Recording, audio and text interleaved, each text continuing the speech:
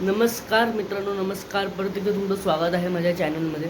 आणि आज हा व्लॉग मी काढतो कारण की आज फर्स्ट टाईम गोलू एका नाटकामध्ये काम करतो आहे.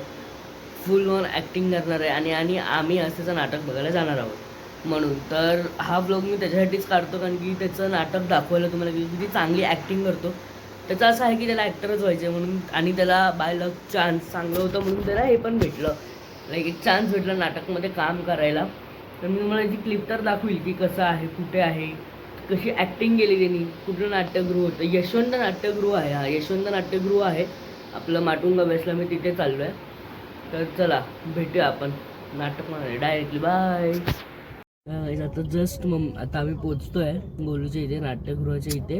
एक मिनिट कट कर, कट कर.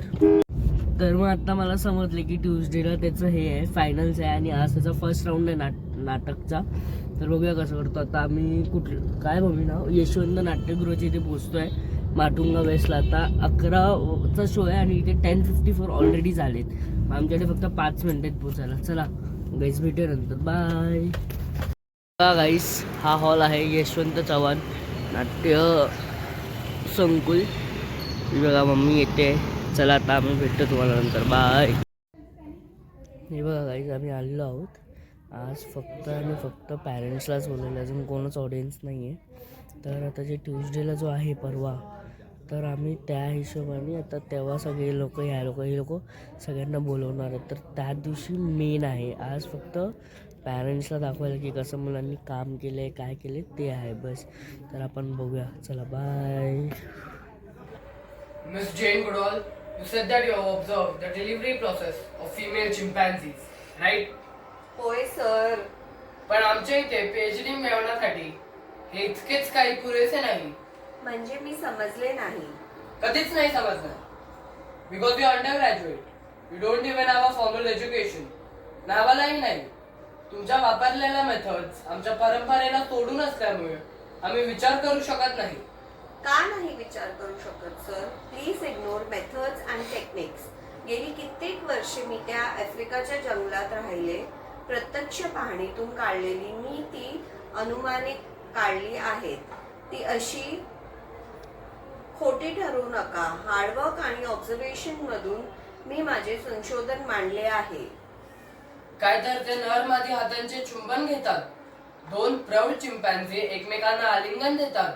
अहो सर, इतकेच नाही तर त्यांच्या आणि आपल्या मेंदू व शरीर रचनेत साधर्म्य आहे. त्यांना मानवाप्रमाणे भावभावना असतात. तेही सोशल ॲनिमल आहेत. हो, नक्कीच.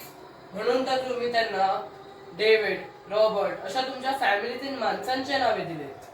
हो, त्यातून एक प्रकारचं प्रेमभाव व आपुलकी निर्माण झाली. चिंपांझी काय ती कोणताही प्राणी म्हणजे फक्त एक नंबर, एक आकडा असे मांडणारे पुस्तकी किड्यांना काय करणार? मानवी ओलावा आणि निसर्गदत्त भावना ते हत्यारे बनवतात, टोळीने राहतात. म्हणून तुम्ही जंगलातील आदिवासींनाही सोबत घेतले. हो, त्यांनाही या शोध प्रक्रियेत सामील करून घेतले.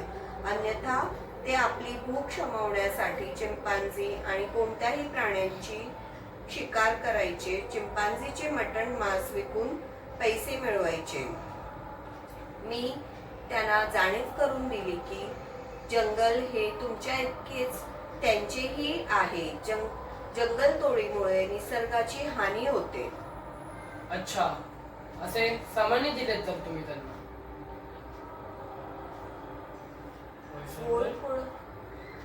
ह्या सगळ्याला चिंपॅन्झीवरचे रिसर्च समजून PhD मिळवण्याचा तुमचा मिशन आहे तर माझ्या शुभेच्छा आहेत. Wishing you good luck. God bless you.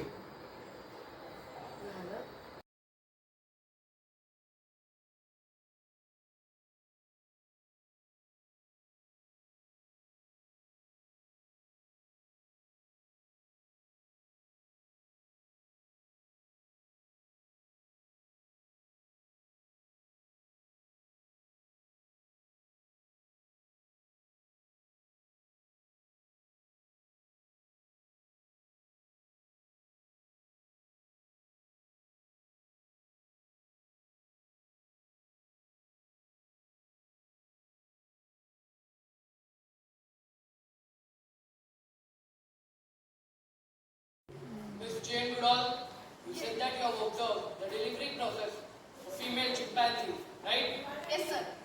पण आमच्या इथे PhD मिळवण्यासाठी इतकेच काही पुरेसे नाही. म्हणजे मी समजले नाही सर. कधीच नाही समजलं. Because you undergraduate don't even have a formal education. नावालाही नाही. तुमच्या वापरलेल्या मेथड्स आमच्या परंपरेला सोडून असल्यामुळे आम्ही विचार करू शकत नाही. का विचार करू शकत नाही sir? Please ignore my methods and techniques. गेली कित्येक वर्षे मी आफ्रिकेच्या जंगलात राहून स्वतःची अनुमाने काढली आहेत. ती अशी खोटी ठरवू नका. हार्डवर्क आणि ऑब्झर्वेशन मधून मी माझं संशोधन मांडलं आहे. काय तर ते नर मादी हातांचे चुंबन घेतात. दोन प्रौढ चिंपॅन्झी एकमेकांना आलिंगन देतात. इतकंच नाही सर, तर त्यांच्या आणि आपल्या मेंदू व शरीर रचनेत साधर्म्य आहे. तेही आपल्याप्रमाणे सोशल आहेत. हो नक्कीच. म्हणून तर तुम्ही त्यांना डेव्हिड रॉबर्ट अशा तुमच्या फॅमिलीतील माणसांचे नावे दिली. हो. ह्यातून एक प्रकारचा प्रेमभाव व आपुलकी निर्माण झाली. चिंपॅन्झी काय की कोणताही प्राणी फक्त एक नंबर, एक आकडा मानणाऱ्या पुस्तकी किड्याला काय कळणार मानवी ओलावा आणि निसर्गदत्त भावना. ते टोळीने राहतात, हत्यार बनवतात. म्हणून तुम्ही जंगलातील आदिवासी नाही बघत. हो, त्यांनाही या शोध प्रक्रियेत सामील करून घेतले. अन्यथा ते स्वतःची भूक शमवण्यासाठी चिंपॅन्झी काय की कोणत्याही प्राण्याची हत्या करायचे. त्यांचं मटण मांस विकून पैसे मिळवायचे. मी त्यांना फक्त जाणीव करून दिली की हे जंगल तुमच्या इतकेच त्यांचेही आहे. जंगल तोडीमुळे निसर्गाची हानी होते. अच्छा असे समानी दिले तर तुम्ही वेळ समजले. Yes sir. या सगळ्याला चिंपॅन्झीला जेनेशन समजून PhD मिळवण्याचा तुमचा मिशन आहे. हो सर. माझ्या शुभेच्छा आहेत. Wish you a good luck. Thank you sir. God bless you. Thank you.